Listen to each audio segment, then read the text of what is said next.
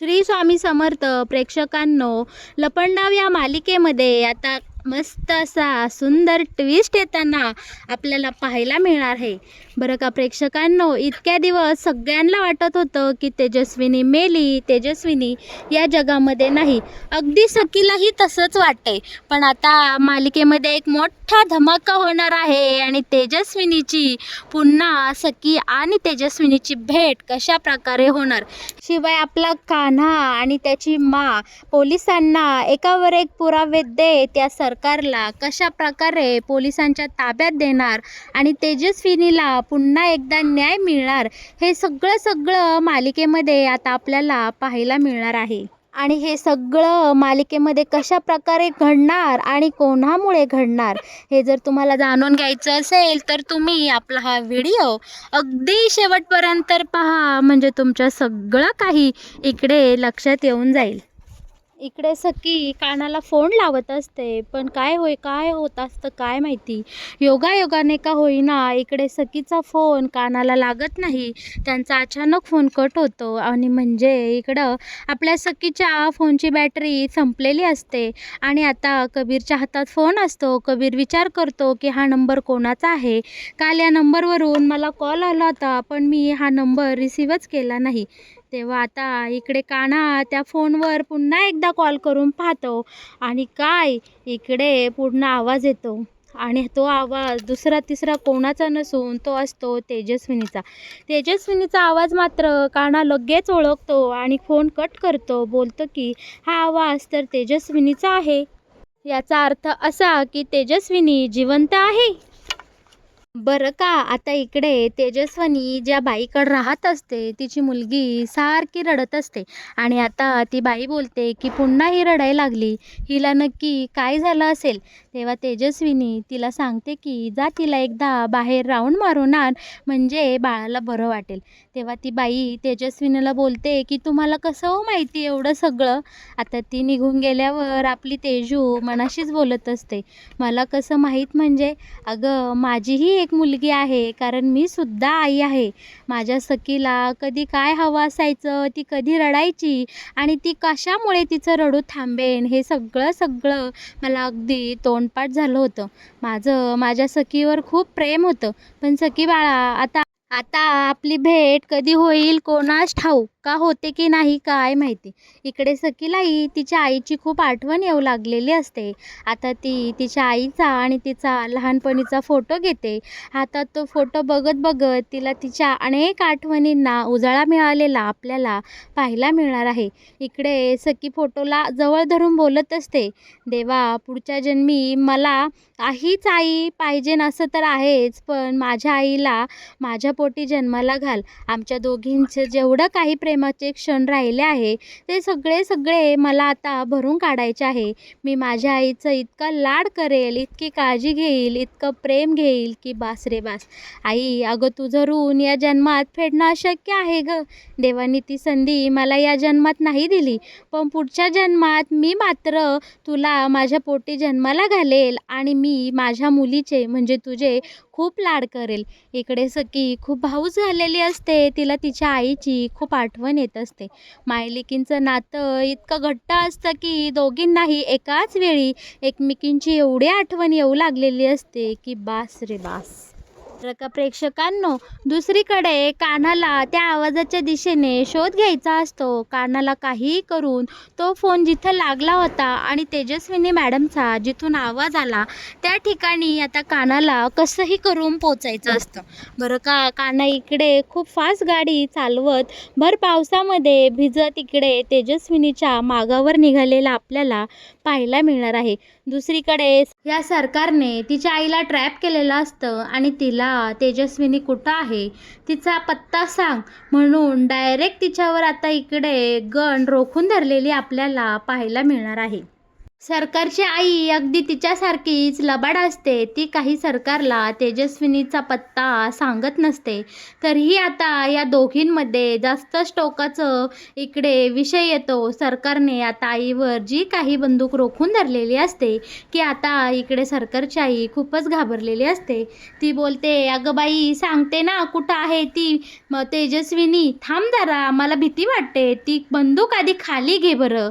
आता इकडे सरकार बंदूक खाली घेते आणि गाडी चालवत असते.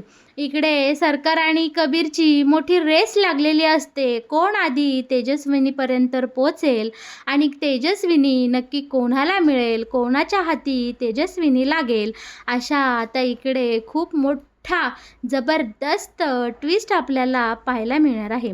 बरं का, आता फायनली तेजस्विनीच्या आईने तिकडे सरकारला ज्या ठिकाणी तेजस्विनी आहे तिथं नेऊन पोचवलेलं असतं. आता बरं का, सरकार बंदूक ठेवते आणि गाडीच्या बाहेर जाते. आता इकडे तेजस्विनीची आई बोलते, "झालं का बाई तुझं समाधान?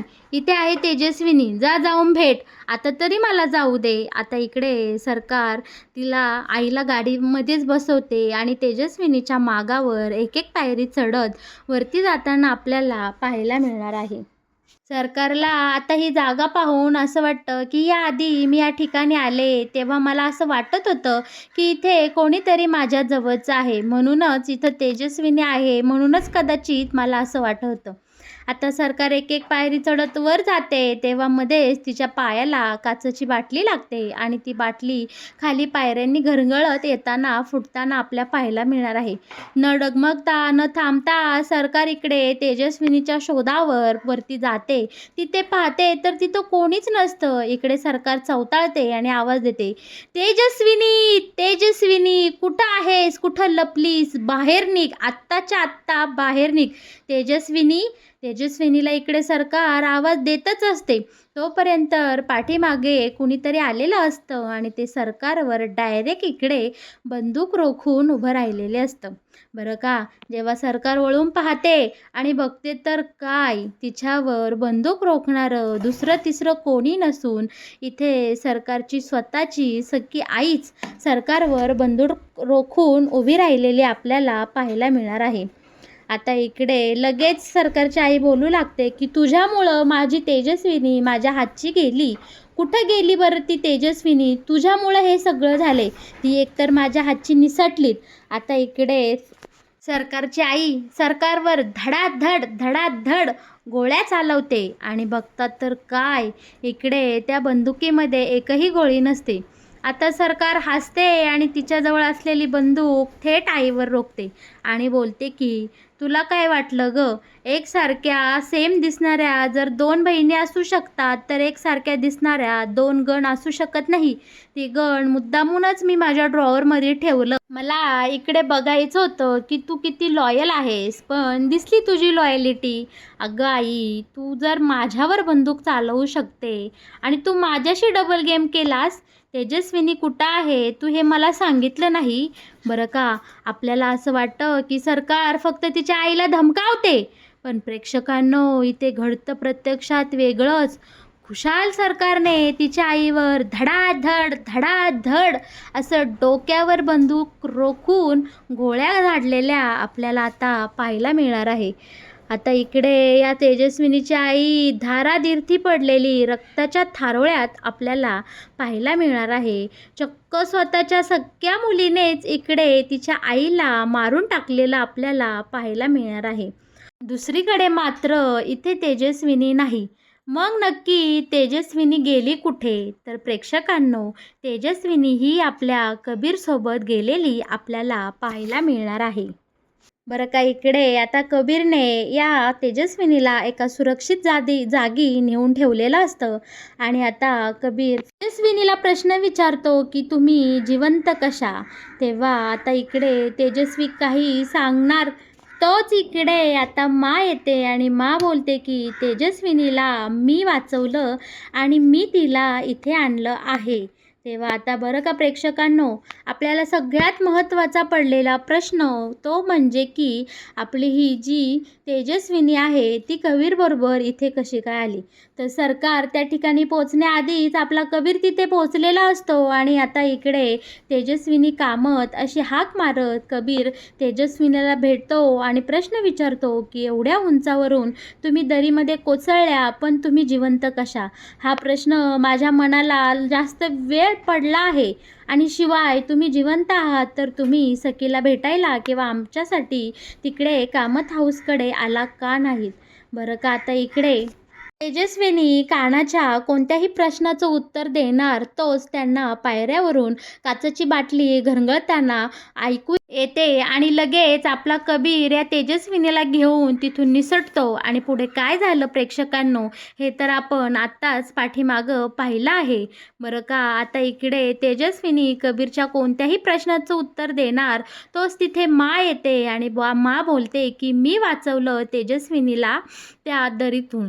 तेव्हा आता इकडे लगेच कान्हा बोलतो, मा तू माझ्यापासून का लपवाछपवी केलीस? नक्की काय प्रकार आहे हा, मला कळेल का? तेव्हा आता इकडे लगेच मा बोलते कबीर. तेव्हा आता इकडे तेजस्विनीला प्रश्न पडलेला असतो की याचं नाव तर कान्हा आहे, मग मा याला का बरं कबीर म्हणतात? तेव्हा आता कबीर इकडे तेजस्विनीला सांगतो, सॉरी पण माझं खरं नाव कबीर देवदत्त किर्लोस्कर आहे. बरं का आता हे नाव ऐकताच तेजस्विनीच्या पायाखालची जमीन हादरते, कारण हा तर डायरेक्ट इकडे तेजस्विनीच्या म्हणजे सखीच्या बाबांचा चांगल्या मित्राचा मुलगा आहे. बरं का आता इकडे सगळ्यांच्या प्रश्नाची एक एक उत्तरं आता उमलू लागलेली असतात. आता मा सांगू लागते की जेव्हा सरकारने म्हणजे त्या मनस्वीने जेव्हा तेजस्विनीला कड्यावरून ढकलून दिलं त्यावेळी मी तिकडे गेले होते आणि तेव्हा मी माझ्या डोळ्याने हा सगळा प्रकार पाहिला. इकडे तेजस्विनीची आई हा व्हिडिओ काढत होती. बरं का पण तिने काही इकडे तेजस्विनीला वाचवलं नाही.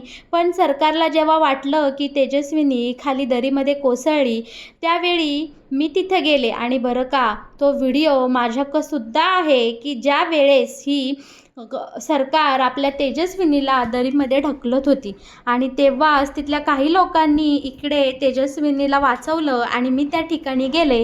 तेजस्विनीला मी ओळखलं आणि माझ्यासोबत इकडं घेऊन आले. बरं का तेव्हापासून तेजस्विनीवर गुप्त प्रमाणात उपचार सुरू होते आणि तेजस्विनी आता पूर्णपणे व्यवस्थित बरी झालेली आहे आणि तिला सगळं काही आठवते.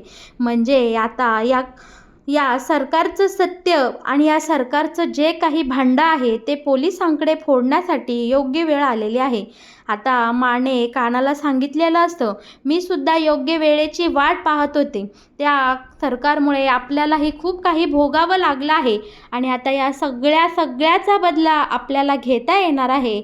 आपल्याकडे सरकारविरुद्ध अनेक पुरावे आहेत आणि ते पुरावे आता आपण पोलिसांना द्यायचे आणि या सरकारची रवानगी थेट पोलीस स्टेशनमध्ये करायची.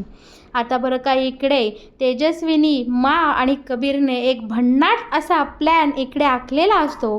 तेजस्विनीला आता थेट कामत हाऊसकडे नेलं जातं. तोपर्यंत इकडे सरकारने तिच्या आईच्या डेड बॉडीची चांगलीच विल्हेवाट लावलेली आपल्याला पाहायला मिळणार आहे.